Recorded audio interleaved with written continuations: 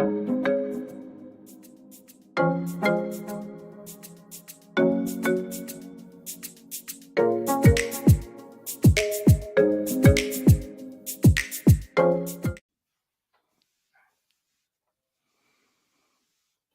right. Hello, everybody.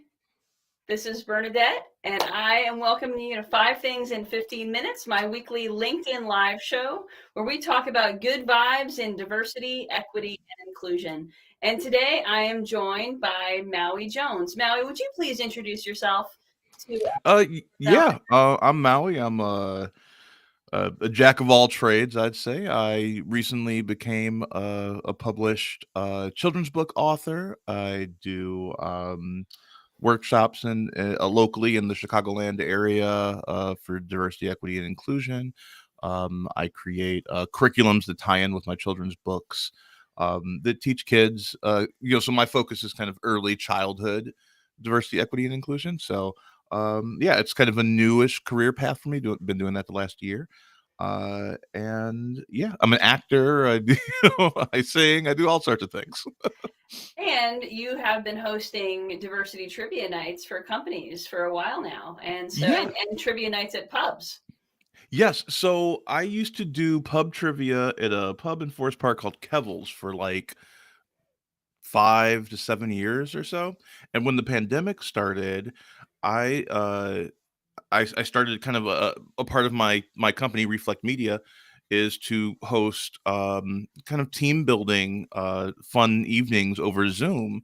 And I went to what I knew, which was trivia. And yeah, I started doing trivia competitions for companies in the Chicagoland area, and as well as like art galleries and things like that. So I've done like trivia on women in art history. I've done trivia for Black History Month, things like that, and it's just been a blast. And yeah, I'm doing it more and more, so it's been really enjoyable. And I'm really excited that you're going to be you are one of our new Equality Institute facilitators. And we're offering these team trivia events for companies. So a company can actually bring you in as a lunch and learn or some other team building event. You're going to put big groups, you're going to put people in random breakout rooms, you're going to work together as a team to solve these trivia questions. So trivia questions around these various diversity topics. So Black History Month, Women's History Month, Pride Month, etc. That's Mhm. that's the goal, to have some cross company bonding over trivia, but it's going to be really fun. It's not just standard trivia questions. You have some video in there, some music in there. Am I hearing that right? Yeah, and it's important to me that my trivia is a celebration of cultures that people might not be or might think they're not familiar with, but then it turns out that they are. So often, like especially with like the way we teach Black History Month, it's always like, oh, look at all the sad stuff that happened to Black people. Oh, look at the first people that were allowed to do a thing. And I try not to do that. So I try and do it from what I call a joy-based perspective. So yes, of course, we talk about some of those things as well, but let's also talk about the triumphs and some of like the amazing things about these various cultures and traditionally marginalized groups that people don't even realize that they know. And that's one of the things that I'm really excited about in this collaboration, is because that's really the approach that I love to bring and our company likes to bring to diversity, equity, and inclusion, is a focus on what's going right, what can we learn from the successes, how can we be inspired by positive stuff instead of being afraid or working from a fear-based and scarcity-based mindset. So I Hmm. think and what you're offering with us with the team trivia, I think is speaking to that, is bringing this joy to it, bringing aspiration and positivity. So, let's get into 5 things, because that's really what this show is all about. It's about finding good vibes in diversity, equity, and inclusion and corporate social responsibility. So focus on what's going right as opposed to what's going wrong. And for those of you who are watching the show for the first time, 5 Things is a weekly newsletter that I send out on Saturday mornings. If you don't already get 5 Things, you can subscribe at 5thingsdei.com. And then I come on LinkedIn and YouTube on Mondays with a special guest. And we talk about these 5 things to bring some good vibes to the beginning of your work week. All right, Maui, so let's get started with the first story. So the first story is about MasterCard. And I've been following a big fan of MasterCard for a while now. And a few months ago, I wrote about how they have these new cards where there's a special notch in the side that tells someone who's visually impaired whether that card is a debit card, a credit card, or a prepaid card. Well, now they have a new ad which actually shows the lived experience of someone who's visually impaired going through the world using these cards. And the ad is written and performed with narration. So it's actually designed with visually impaired people in mind first. It's a super cool ad, and I'm really impressed by what MasterCard continues to do in their innovation. That's really cool. As we try to rethink radically how to be more inclusive, like that's a really cool thing to see, right? Because that affects nothing about how I would interact with the card, but it makes it so much more useful for people who interact with the world in a way different than me. That's really cool. I was not aware that MasterCard did things like that. Are they like the only credit card company kind of making those innovations and in the physical things that people hold? As far as I know so far to date, yeah, but they're a leader, and they're actually a leader in DEI in general among the credit card companies that I've followed. So that's one of the reasons that I really love to give them a shout out. They had a true name card that came out last year as well, which is where someone whose their current name doesn't align with the name on their birth certificate, that they can actually have that new name on their card. So they do really, really great things. But this ad, if you get a chance, check it out. The ad is really cool because it shows the visually impaired experience as the default, or as the ad was created with them in mind first because of the way it was written. So definitely worth checking out, and a really good shout out and good vibes from MasterCard. I That's think you're really going to cool. love this story as well, Maui. The Baltimore Museum of Art has a new exhibit exclusively curated by their security guards. And these are security guards, some of whom have all their jobs, some of them are students, but they are around the art all the time. And the curator, or one of the directors of the museum, said, you know what, these are the people who know the art the best. Some of them are themselves artists. They should curate an exhibit here. And they were paid to learn about this whole process of curation through various sort of mentorships amongst the various departments of the museum. And in addition to their regular salaries, they were sort of on the job learning this process. And I think it's spectacular. That's really cool. That's awesome. Yeah, that sounds really interesting. Like I'd love to go see that. Just because Exactly. um as a person who's not frequented many art galleries, I think it would be cool to see an installation or series of paintings, like a whole section curated by people who normally don't get the option to show that, right? More diversity and voice of who's picking the stuff is going to get you different perspectives of art and different stories being told in those galleries. That's really cool. And a lot of the people who are these guards, or the majority of them, are people from historically marginalized groups who don't Hmm. typically have these types of careers, and they're being given this path forward as well. So I mean, as far as I'm concerned, this is an equity initiative that the museum is doing. Yeah. All right, the next story is from Google. They are increasing their supplier diversity spend up to $2.5 billion this year, which was at $1.5 billion last year. So supplier diversity, for those of you who don't know, is the money that a business or a company uses from its procurement budget. So its overall company procurement budget that is spent specifically for suppliers or vendors or companies like ours that are from traditionally marginalized groups or minority certified in many ways, whether they're certified as a minority business enterprise, an LGBT business enterprise, a women's owned business, etc. So Google is spending $2.5 billion with companies like mine this year. And I think that's pretty phenomenal. And beyond just making that commitment of that dollar spend, they actually do have some really nice programs in place to ensure that the suppliers they do business with have a good experience. So for example, they pay most of their contracts and invoices within 15 days.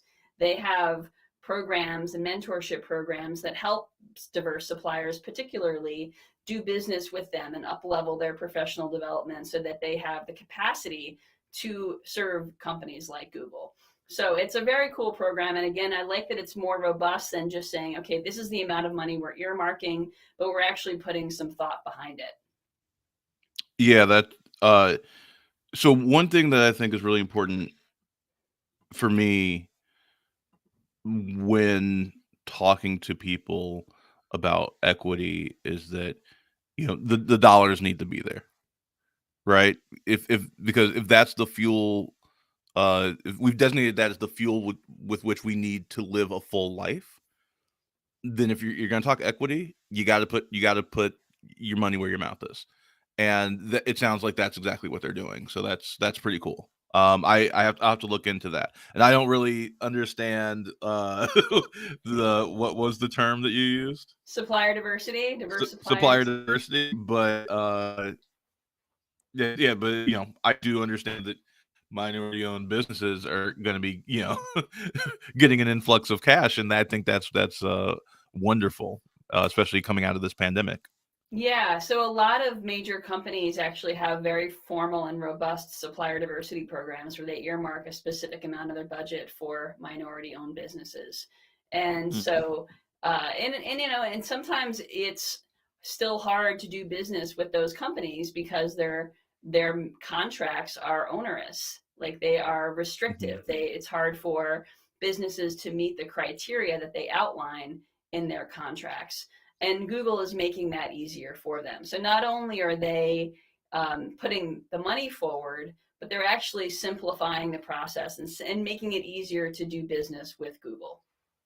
That's awesome because one thing that I it drives me insane, especially in like the nonprofit sector, is the amount of work you have to do and the amount of reporting you have to do and things like that. Simplifying that process for people who are you know, have to spend all their time doing the work of their business, having to do another full-time job just to get the money that you say that you're going to give them, that you're just kind of dangling over their head to making them work an extra 20 to 30 hours a week to get it. That's meeting people where they're at. Exactly, exactly. All right, next up is a story from Maryland. So in the first state it's the first state in the country where the governor of Maryland has eliminated 4-year degree requirements for thousands of their jobs. So, we've been talking about this on the show and in the newsletter for a while now, how 4-year degree requirements are actually unnecessary for a lot of jobs and they restrict the talent pipeline. So for organizations and states and companies who say, oh, we want to increase diversity, one of the first things they can do is remove those degree requirements because it's going to expand the talent pipeline, particularly from folks who are from historically marginalized communities. So the fact that the thousands of jobs that are part of the state of Maryland no longer have that requirement, again, this is an equity move, and I love it. It's systemic, it's sustainable, it's replicable. It's great. So I think my favorite of your five. I'll share with you just really quickly a little something about myself, which I'm pretty sure you already know. But I dropped out of school. I dropped out of high school because of a pretty rough family life. I got my GED and I went straight into the workforce. I didn't start doing this work until my mid 30s. And the barriers that I faced because I didn't have on paper the, the requirements of what people wanted to see in these various positions I was trying to get. And I had to show that, like just because I didn't go to a traditional, school, have a traditional like, post high school career and whatnot, um, that I didn't stop educating myself, and that I also have a unique perspective of someone who's had a very unique lived experience, and I've learned how to turn that um, use that for myself, and for presenting myself professionally and whatnot. That was a really hard thing for me to do, and I think the more we kind of take those things out, those requirements out, and look at people holistically, Mm-hmm. not just as, oh, did you pay $100,000 to a college, Yep. to get a piece of paper, you know, look at the other ways people could have educated themselves. Look at the lived experience people have, right? If we are not allowing anybody who grew up having hardship to lead, especially in like DEI, Right. right? If you're just say, oh, I'm just hiring very well educated, no offense, white people, to do this thing, then you're not hearing the voices that should be prioritized in said conversation. So Sure. that is really, really freaking cool. It is. It's really cool. And it's something that anyone who's watching can implement in their own organization pretty easily, I would hope. All right. And Hmm. the last story today, and by the way, Maui, thank you for sharing that part of your story with us. I appreciate it. Um, Absolutely. the, the last story today comes from Alaska Airlines, which now has gender-free uniform and grooming policies for frontline employees. So these policies mean that there are no prescribed standards regarding what male and female flight attendants and other frontline employees should have to wear. And that this stuff is really important, in particular, folks who are non-binary, gender non-conforming, who might not subscribe to traditional gender roles. I will say that Alaska Airlines was sued by a former employee because of restrictive grooming and gender uniform policies. So that may be the reason for this new policy change. But regardless, this is not something we see in a lot of industries with uniforms. And I really think that it's a great best practice that we need to start seeing more often. So that's why it made the newsletter this week.